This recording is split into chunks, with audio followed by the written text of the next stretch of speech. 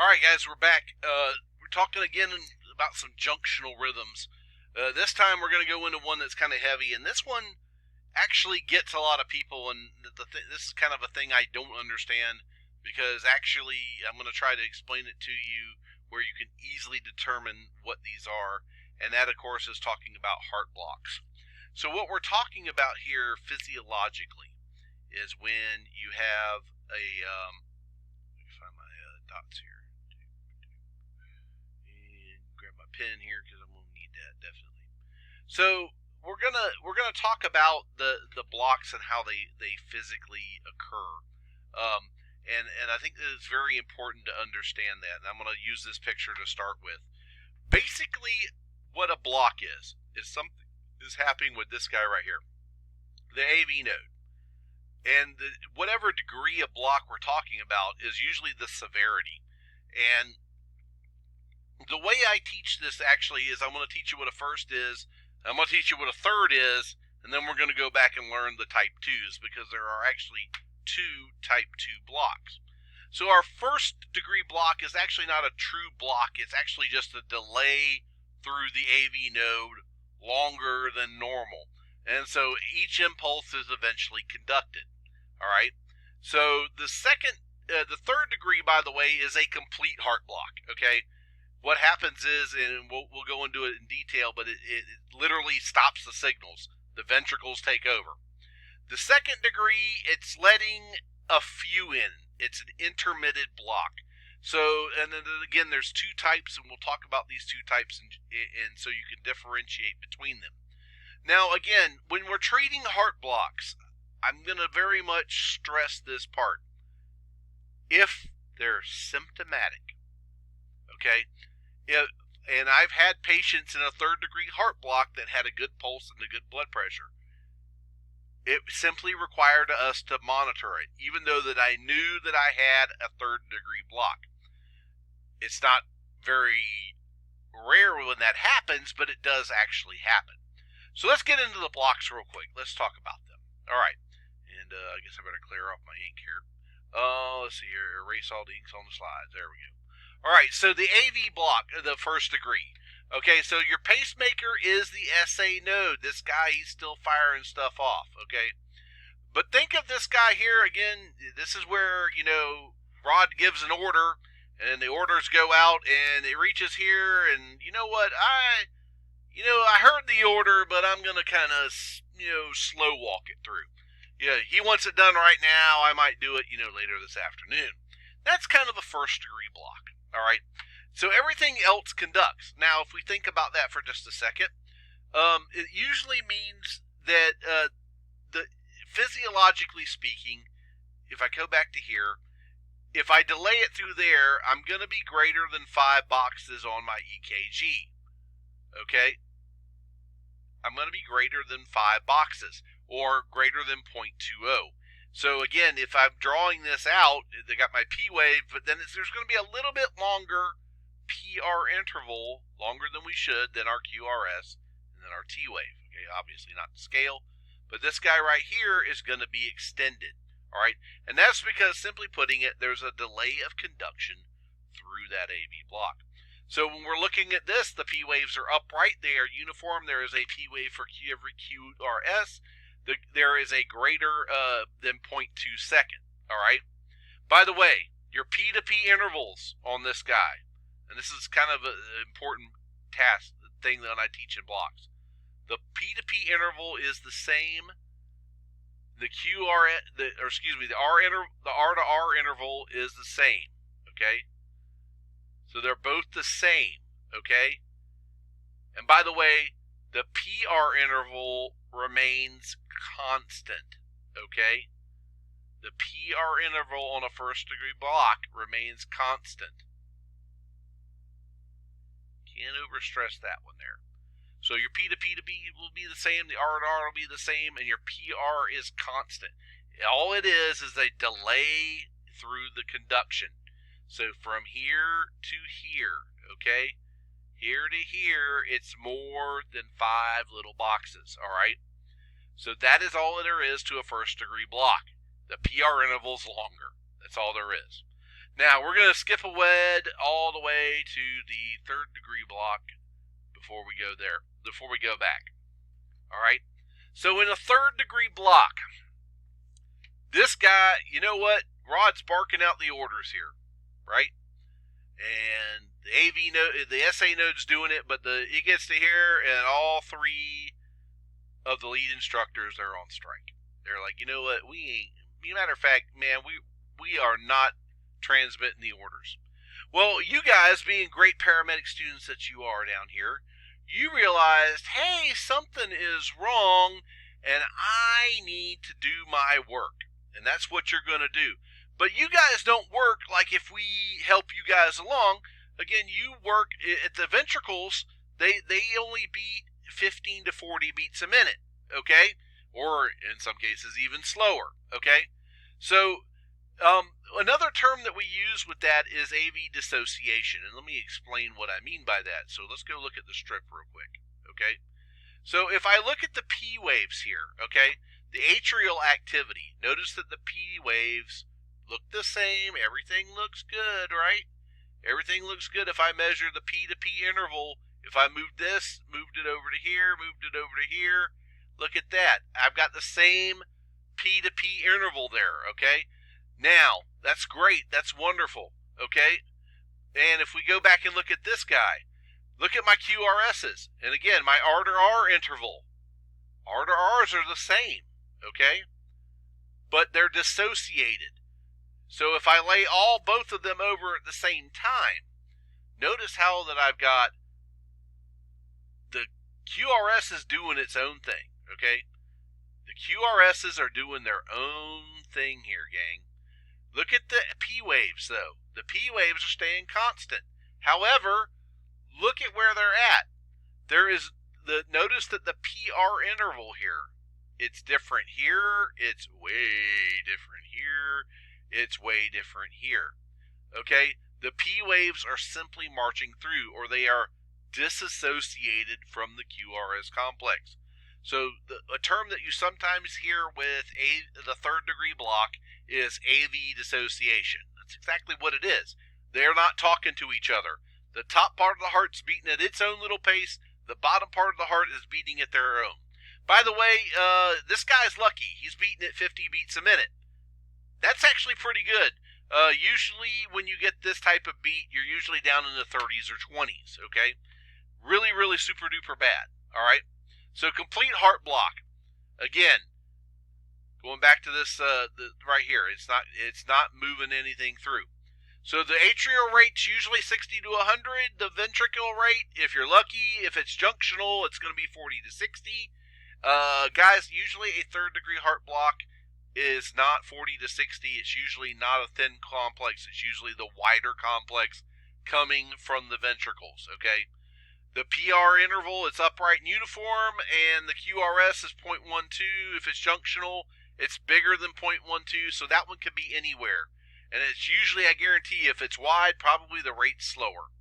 Now, the PR interval, there is no association with it. So the PR interval is going to be different. So again, my P to P is the same. All right? My R to R is going to be the same. With a third degree block, my PR interval is not the same. And that is the difference between them. Okay? And that is the difference between them. All right? Now, everybody usually gets all completely screwed up. Now, look at here. This is another one. Now I've got, again, but notice the P's are marching through. Okay? The P's are going at their own rate. If I put a piece of paper or I put my calipers on these guys, notice how these guys are the same for my P waves. And then down here I'm doing QRSs. Yeah, those look great. But this right here, again, way different. Way different. Okay? Now, so, let's go back to here. We now know what a difference between a first degree block is and a third degree block. Now let's talk about the type 2s, okay? The second degree heart block. Now, this is the one where you're going to pull your head out, all right? Because what happens is this guy here, the AV node, he's sometimes letting the signals through, he's sometimes not. And he does this in two patterns. And what we're going to be talking about, the second degree type 2, actually, let me make sure, make sure. So the second degree type 2, okay? And I want to make sure that I teach you guys the difference between them. So this guy, he's having a P wave. Notice that the P waves are the P to P interval is the same here. Okay? My P to P's are the same. But look at the difference between my R to R. This one here is like, we got way long to go. Okay? So it's dropping, basically you're dropping QRS complexes. Okay? And there's no pattern to the drop. Sometimes there's a pattern, sometimes there's not. Sometimes you might get a 2-to-1 conduction or a 3-to-1 conduction. So, or it might do 2 regular beats and then then drop a beat. So these are the type of patterns you may or may not see. Okay, sometimes it's patterned, sometimes it's not. Don't freak out, but it's dropping of the QRS complexes. Now, with a second degree, when it does have a QRS behind it, notice that they kind of look the same. Okay, so these guys do kind of look the same. Now, again, most of the time with these guys, your R to R is going to be different, okay? Doesn't always have to be, but most of the time. Your P to P should be the same. And your PR is going to be the same, okay? So, again, your PR interval, when you have a normal complex, it should be the same.